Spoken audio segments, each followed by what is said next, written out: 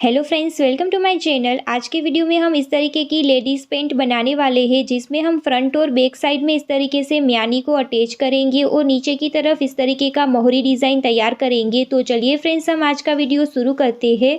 यहाँ पर ladies paint बनाने के लिए मैंने यहाँ पर कॉटन का 2 मीटर इस तरीके का फैब्रिक लिया हुआ है। फैब्रिक को हमें इस तरीके से सिंगल फोल्ड करना है। यहाँ से इस तरीके से दोनों साइड ओपन वाली है और दूसरी तरफ से इस तरीके से फैब्रिक फोल्ड किया हुआ है। पहले हम ऊपर की तरफ एक सीधी लाइन इस तरीके से ड्रॉ कर लेंगे। फिर हम बेल्ट के लिए 2-2 इंच की दूरी पर मार्क लगाएंगे और यहाँ पर भी इस तरीके से लाइन को ड्रॉ कर लेंगे। अब हमें लेंथ के लिए मार्क लगाना है। यहाँ पर मेरी जो भी लेंथ है उसमें से मुझे 1 इंच यहाँ पर माइनस करना है। मुझे यहाँ पर 35.5 इंच लेंथ रेडी चाहिए, तो उसमें से मैं यहाँ पर 1 इंच लेंथ कम करूंगी और यहाँ पर इस तरीके से मार्क लगा लूंगी। नीचे वाला मोहरी डिजाइन यहाँ पर अटैच करने के लिए मैंने यहाँ पर 1 इंच लेंथ कम रखी है। अब आपको ऊपर की तरफ अपनी हिप साइज लेनी है और उसको 4 से डिवाइड करना है। यहाँ पर मेरी हिप साइज 40 है और उसको 4 से मैं डिवाइड करूंगी तो यहाँ पर आंसर 10 इंचेस आ रहा है। तो उसके हिसाब से हमें 10 इंचेस की दूरी पर मार्क करना है। इसी तरीके से हमें आसन के लिए हमारी हिप साइज को 3 से डिवाइड करना है। मैं यहाँ पर इस तरीके से 13.5 इंच की दूरी पर मार्क लगाऊंगी और इस तरीके से यहाँ पर लाइन ड्रॉ कर लूंगी। फिर हमें यहाँ से 2 इंच की दूरी पर आगे की तरफ इस तरीके से मार्क करना है और फिर यहाँ से इस तरीके से आसन का शेप दे देना है। अब हमें मेज़र को यहाँ से इस तरीके से रखना है और उसे सेंटर से इस तरीके से फोल्ड करना है। फिर हम यहाँ पर इस तरीके से मार्क कर लेंगे। अब हमें यहाँ का मार्जिन इस तरीके से नापना है और उसी तरीके से ऊपर से नीचे तक हम मार्क करते जाएंगे। फिर हम यहाँ पर स्ट्रेट लाइन ड्रॉ कर लेंगे। यहाँ पर इस तरीके से स्ट्रेट लाइन को ड्रॉ करने के बाद अब हमें मेज़र को इस तरीके से ऊपर से नीचे लंबाई तक रखना है। फिर उसे सेंटर से इस तरीके से फोल्ड करना है और यहाँ पर भी इस तरीके से मार्क कर लेना है। इस वाले मार्क पर हमें हमारे घुटने की गोलाई के अनुसार मार्क करना है। मेरी यहाँ पर घुटने की जो गोलाई है वो 15 इंचेस है। उसका हम हाफ करेंगे तो 7.5 इंचेस आएगा और उसका भी हाफ करेंगे तो 3.25 इंच की दूरी पर हमें दोनों ही तरफ से इस तरीके से मार्क कर लेना है। अब हमें नीचे की तरफ मोहरी के लिए मार्क करना है। यहाँ पर मैं मोहरी के लिए दोनों ही तरफ 3-3 इंच का मार्जिन लेते हुए इस तरीके से मार्क करूँगी। फिर हम इन मार्क को इस तरीके से जॉइंट कर देंगे।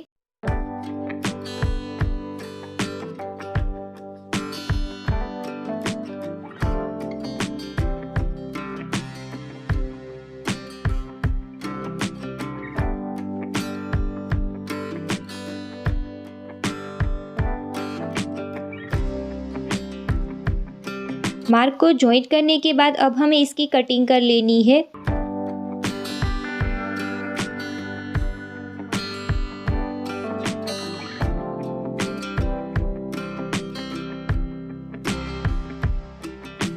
यहाँ पर इस तरीके से कटिंग करने के बाद सेंटर से भी हम उसे इस तरीके से कट कर देंगे। यहाँ पर हमारे फ्रंट पार्ट दोनों ही तैयार हो गए हैं। अब हम बैक पार्ट की कटिंग करेंगे। बैक पार्ट के लिए इसी तरीके से हमें हमारे फैब्रिक को 1 फोल्ड करना है। एक तरफ हमारा इस तरीके से फैब्रिक ओपन है और दूसरी तरफ फोल्ड किया हुआ है। अब हमें ऊपर से 2 इंच नीचे की तरफ हमारे फ्रंट पार्ट को इस तरीके से सेट करना है। फ्रंट पार्ट को इस तरीके से सेट करने के बाद उसे हम इस तरीके से फैब्रिक के ऊपर पहले ड्रॉ कर लेंगे। फ्रंट पार्ट को इस तरीके से ड्रॉ करने के बाद ऊपर की तरफ हमने 2 इंच का जो मार्जिन रखा हुआ है वहाँ पर हम इस तरीके से ड्रॉ करेंगे और नीचे वाले फ्रंट पार्ट पर इस तरीके से उसे जॉइंट कर देंगे। बेल्ट वाले हिस्से में इस तरीके से ड्रॉ करने के बाद अब हमें बाहर की तरफ 2-2 इंच का मार्जिन लेना है। सिर्फ आसन वाली साइड पर ही हमें इस तरीके से 2-2 इंच का मार्जिन लेते हुए इस तरीके से मार्क को जॉइंट करना है। इसी तरीके से हम नीचे की तरफ भी 2-2 इंच का मार्जिन लेते हुए मार्क करते जाएंगे। दूसरी तरफ हमें यह वाला एक्स्ट्रा मार्जिन नहीं लेना है। फिर हम इसकी भी कटिंग कर लेंगे।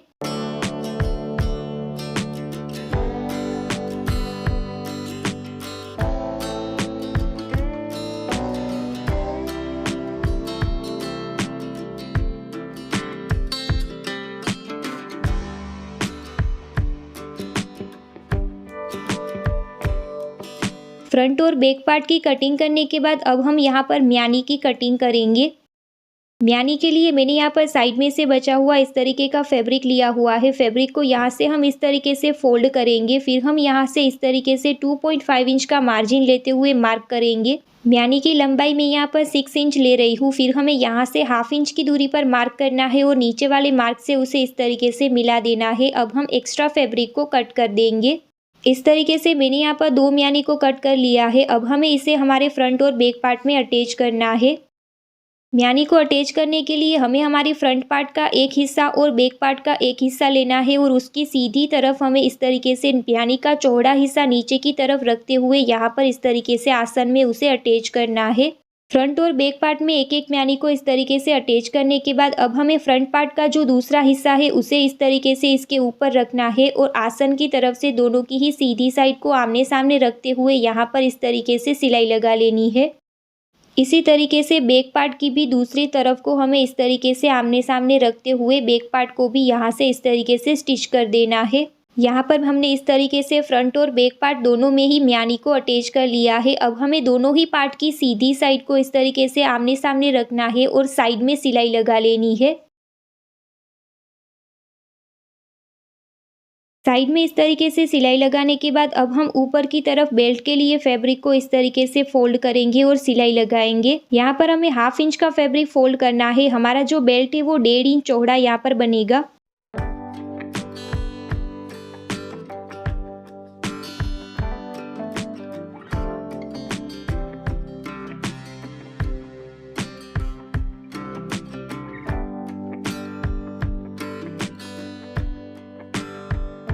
एंड में आते वक्त हमें यहाँ से थोड़े हिस्से में सिलाई नहीं लगानी है, वहाँ पर हम इलास्टिक डालने के बाद सिलाई लगाएंगे। यहाँ पर मैंने इलास्टिक की चौड़ाई 1 इंच है और इलास्टिक की जो लंबाई है उसे आपको अपनी वेस्ट साइज से 6 इंच कम लेना है। यहाँ पर मेरी वेस्ट साइज 32 इंचेस है तो मैंने यहाँ पर 6 इंच उसमें से कम कर 27 इंचेस लंबाई की इलास्टिक ली हुई है। बेल्ट में इस तरीके से इलास्टिक को डालने के बाद अब हम इलास्टिक के ऊपर इस तरीके से इलास्टिक रखेंगे और इसके ऊपर इस तरीके से सिलाई लगा लेंगे।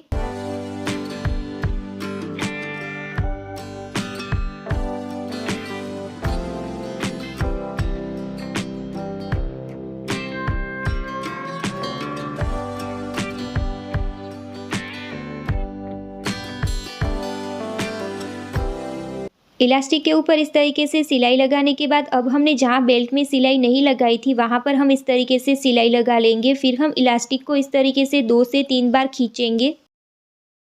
खींचने के बाद सेंटर में भी हम इस तरीके से इलास्टिक को खींचते हुए ऊपर की तरफ फैब्रिक में सेंटर में सिलाई लगाएंगे।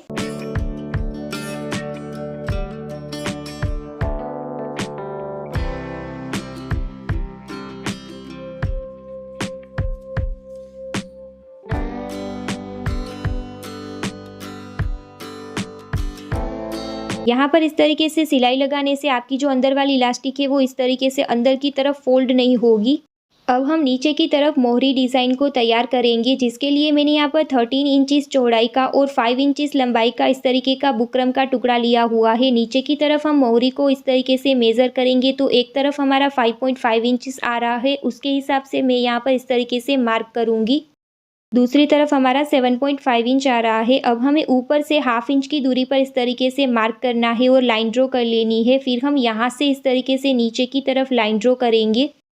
अब हमें यहाँ से 1.25 इंच की दूरी पर इस तरीके से मार्क करना है। फिर हम यहाँ से 1.25 इंच की दूरी पर इस तरीके से ऊपर की तरफ मार्क करेंगे। मार्क करने के बाद यहाँ पर हम सीधी लाइन को ड्रॉ कर लेंगे। फिर हम यहाँ पर हमारा डिज़ाइन इस तरीके से ड्रॉ करेंगे।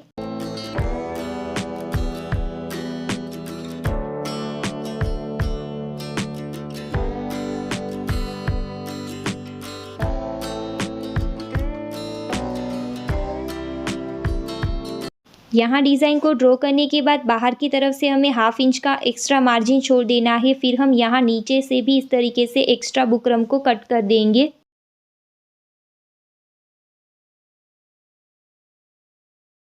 एक्स्ट्रा बुकरम को कट करने के बाद इस बुकरम की पेस्टिंग हमें हमारी फैब्रिक की रॉन्ग साइड पर कर लेनी है। नीचे की तरफ और ऊपर की तरफ हाफ इंच का फैब्रिक हमें छोड़ देना है। ऊपर वाला हाफ इंच का फैब्रिक हम इस तरीके से बुकरम के ऊपर फोल्ड करेंगे और सिलाई लगा लेंगे। अब हमें हमारी मोहरी की सीधी तरफ और हमारी डिज़ाइन की सीधी तरफ को इस तरीके से आमने सामने रखना है और यहाँ पर सिलाई लगा लेनी है।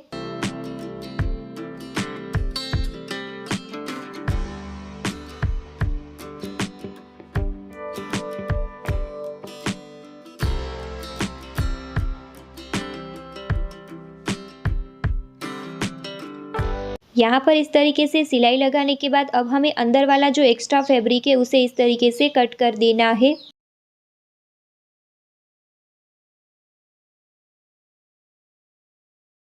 एक्स्ट्रा फैब्रिक को कट करने के बाद यहाँ पर हम इस तरीके से कट लगाएंगे। कट लगाते वक्त हमें ध्यान रखना है कि हमारी किनारे की सिलाई ना कटे।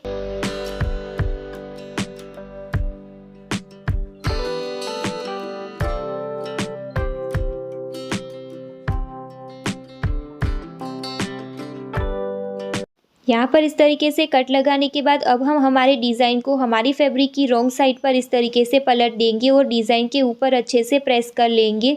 अब हमें नीचे वाला डिज़ाइन तैयार करना है, जिसके लिए हमें यहाँ पर 7 इंचेस चौड़ाई का इस तरीके का फैब्रिक लेना है और फैब्रिक के ऊपर 1.25 इंच की दूरी पर इस तरीके से स्ट्रेट लाइन ड्रॉ कर लेनी है फैब्रिक की सीधी तरफ। अब हम यहाँ से थोड़ा सा फैब्रिक अंदर की तरफ फोल्ड करेंगे और किनारी पर इस तरीके से सिलाई लगाएंगे और हमारा डिज़ाइन तैयार करेंगे। इसी तरीके से हमें हमारी सभी लाइन के ऊपर सिलाई लगानी है और हमारे डिज़ाइन को तैयार करना है।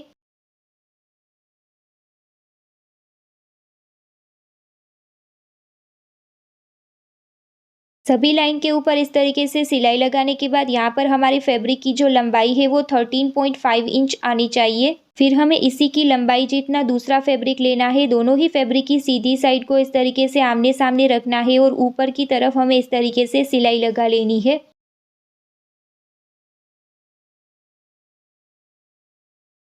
यहाँ पर इस तरीके से सिलाई लगाने के बाद अब हम इस वाले फैब्रिक को इस तरीके से रॉन्ग साइड पर फोल्ड करेंगे। यहाँ पर आप देख सकते हैं इसका ऊपर वाला हिस्सा इस तरीके से ओपन वाला है और नीचे वाला इस तरीके से फोल्ड किया हुआ है। अब हम इसके ऊपर हमारी मोहरी को 1.5 इंच जितनी ऊपर की तरफ इस तरीके से रखेंगे और फिर ऊपर की तरफ इस तरीके से सिलाई लगा लेंगे।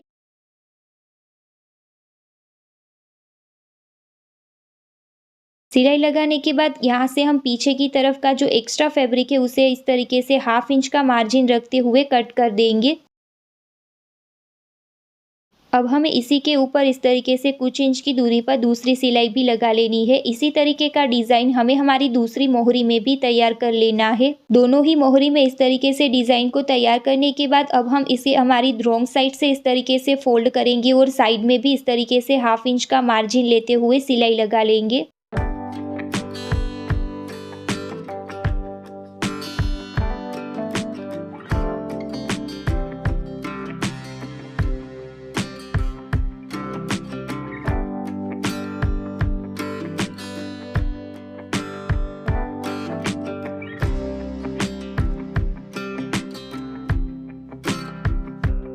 साइड में इस तरीके से एक सिलाई लगाने के बाद इसी के ऊपर हमें एक दूसरी सिलाई भी लगा लेनी है।